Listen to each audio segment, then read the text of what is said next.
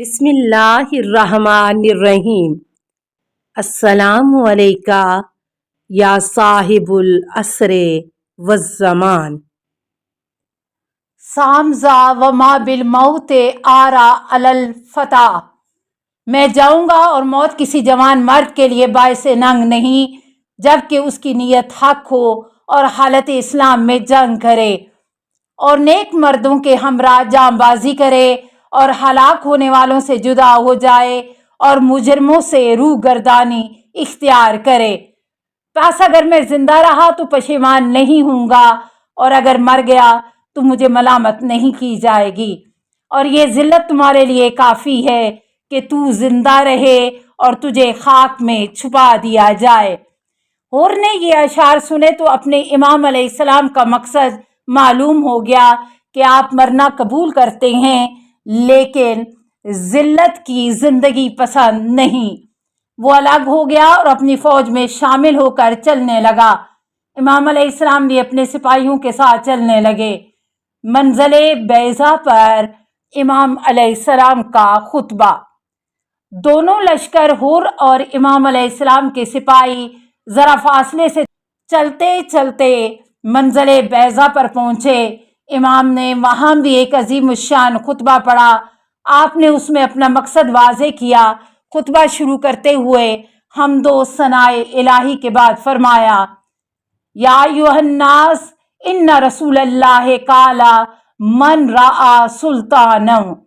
اے لوگو، رسول خدا صلی اللہ علیہ وآلہ وسلم نے فرمایا کہ جو شخص بھی ظالم بادشاہ کو دیکھے کہ حرام خدا کو حلال اور حلال خدا کو حرام کر رہا ہے، عہد شکنی کرے، سنت رسول کی مخالفت کرے اور بندگان خدا کے ساتھ ظلم و زیادتی کا برتاؤ کرے لیکن ایسے ظالم بادشاہ کے عمل پر شدید اعتراض نہ کرے، تو خدا پر لازم ہے کہ اسے اسی دوزخ میں جہاں ظالم بادشاہ ہے اس کی جگہ قرار دے۔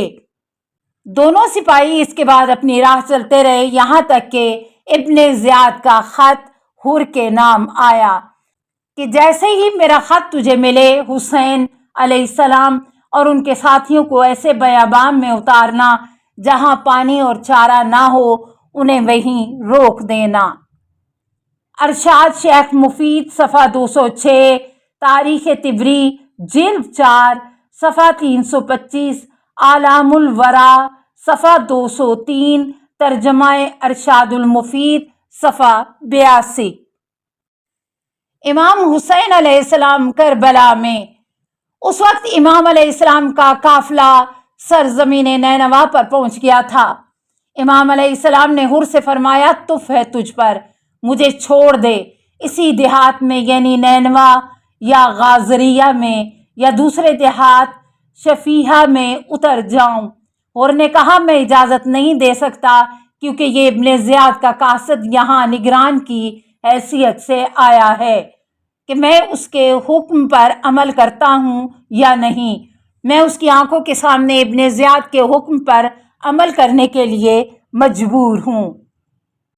اسلامی لشکر کے سردار زہیر ابن کینڈ نے امام سے عرض کی: اس وقت مناسب ہے کہ ہم اس گروہ سے جنگ کریں۔ امام علیہ السلام نے فرمایا: میں ہرگز جنگ میں پہل نہیں کروں گا۔ زہیر نے کہا: یہاں شط فرات کے قریب ایک دیہات ہے جو ہماری پناہ کے لیے موزوں ہے۔ امام علیہ السلام نے پوچھا: اس دیہات کا نام کیا ہے؟ انہوں نے کہا: عقر۔ آپ نے فرمایا: نعوذ باللہ من العقر، میں عقر، ہلاکت اور پے کرنے سے خدا کی پناہ مانگتا ہوں۔ امام علیہ السلام نے حور سے فرمایا: رکاوٹ نہ ڈالو تاکہ میں قریب ہی کے مقام پر فرات کے کنارے چلا جاؤں۔ حور اور اس کے سپاہی رکاوٹ بن گئے۔ اسی کشمکش میں حسینی کارواں چلتا رہا۔ اچانک حسین علیہ السلام کا گھوڑا رک گیا۔ امام علیہ السلام نے پوچھا: اس زمین کا کیا نام ہے؟ زہیر نے کہا: تف، ساحل فرات نام ہے۔ امام علیہ السلام نے پوچھا: کیا دوسرا بھی نام ہے؟ زہیر نے عرض کی: اسے کربلا بھی کہتے ہیں۔ امام علیہ السلام نے فرمایا: خدایا، میں کرب و بلا میں تیری پناہ چاہتا ہوں۔ پھر فرمایا ہا ہونا مناخا رکابنا و مہاتا رحالنا و مصفقا دمائنا، یعنی ہمارے سامان سفر اترنے کی جگہ ہے، یہی ہمارے خون بہائے جائیں گے، یہی ہماری قبروں کی جگہ ہے۔ میرے جد رسول خدا صلی اللہ علیہ وسلم نے مجھے ایسا ہی بتایا تھا، یہیں اتر پڑو۔ امام اور ان کے ساتھی دوسری محرم کو وہیں اترے، ہور کے سپاہی بھی دوسری جانب اتر پڑے۔ مقتل خوارزمی جلد 1 صفحہ 237، فصول مہمہ صفحہ 180۔ کلثوم بھائی کے پاس آئیں اور عرض کیا، میرے بھیا یہ بیابان خوفناک ہے، مجھے یہاں بڑا ڈر لگ رہا ہے۔ امام علیہ السلام نے فرمایا، پیاری بہن، صفین کے محاذ پر جاتے ہوئے ہم یہیں بابا کے ساتھ اترے تھے۔ میرے بابا بھیا حسن علیہ السلام کے زانو پر تھوڑی دیر لیٹ کر سوئے تھے، میں وہاں موجود تھا۔ بابا بیدار ہوئے اور رونے لگے۔ بھیا حسن نے پوچھا، روتے کیوں ہیں؟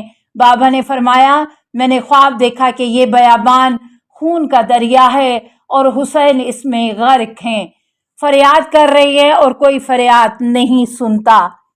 پھر بابا نے میری طرف رخ کر کے کہا، جس وقت یہ حادثہ پیش آئے گا کیا کرو گے؟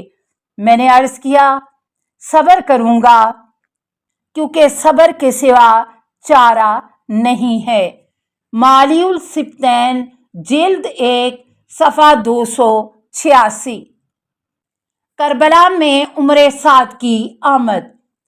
ابن زیاد کو خبر مل گئی کہ امام حسین علیہ السلام کربلا پہنچ گئے۔ اس نے امام کو خط لکھ کر یزید کی بیعت کرنے کی دعوت دی اور ڈرایا دھمکایا کہ اگر بیعت نہ کرو گے تو قتل کیے جاؤ گے۔ امام علیہ السلام نے وہ خط پڑھ کر دور پھینک دیا اور نامہ بر سے فرمایا، میرے نزدیک ابن زیاد کا خط جواب دینے کے قابل نہیں۔ نامہ بر نے سارا واقعہ ابن زیاد سے بیان کر دیا۔ اسے سخت غصہ آیا اور عمر سعد کو، جسے ملک رے کی بڑی حاجت تھی، بلا کر کہا کہ جاؤ پہلے حسین علیہ السلام کا معاملہ ختم کرو، اس کے بعد آ کر رے کی طرف 10 سالہ حکومت کے لیے روانہ ہونا۔ کشف الغمہ جلد 2 صفحہ 225۔ کبریت الاحمر صفحہ 193۔ عمر سعد نے 1 روز کی مہلت مانگی، ابن زیاد نے مہلت دے دی۔ عمر سعد نے اپنے دوستوں اور عزیزوں سے مشورہ کیا، سب نے اس سے کہا یہ کام قبول نہ کرنا۔ اس کے بھانجے حمزہ بن مغیرہ نے کہا، اے ماموں، آپ کو خدا کا واسطہ حسین کی طرف مت جائیے، کیونکہ خاندان کی جڑیں بکھر جائیں گی۔ خدا کی قسم، اگر ساری دنیا کی دولت آپ کو مل جائے تو اس سے بہتر ہے کہ موت کے وقت آپ سے کہا جائے کہ آپ خون حسین علیہ السلام میں شریک ہوں۔ عمر سعد نے کہا، صحیح کہتے ہو، یہ کام نہیں کروں گا۔ رات ہوئی تو فکر میں ڈوب گیا، کیا ملک رے چھوڑ دے اور حسین کا سامنا نہ کرے، یا خون حسین بہائے اور ملک رے پا لے۔ لوگوں نے سنا کہ وہ گنگنا رہا تھا، فواللہ ما ادری وانی لا حائر افکر فی امری علی خطرین، پس خدا کی قسم میں نہیں جانتا اور حیرت میں ڈوبا ہوں، میں 2 خطرناک راستے پر کھڑا ہوں، کیا میں ملک رے کو جو میری انتہائی آرزو ہے چھوڑ دوں، یا حسین کو قتل کرنے کے بعد گناہگار واپس آؤں؟ حسین میرے چچیرے بھائی ہیں اور مظاہرات بڑے خطرناک ہیں، لیکن میری جان کی قسم ملک رے میری خنقیِ چشم ہے۔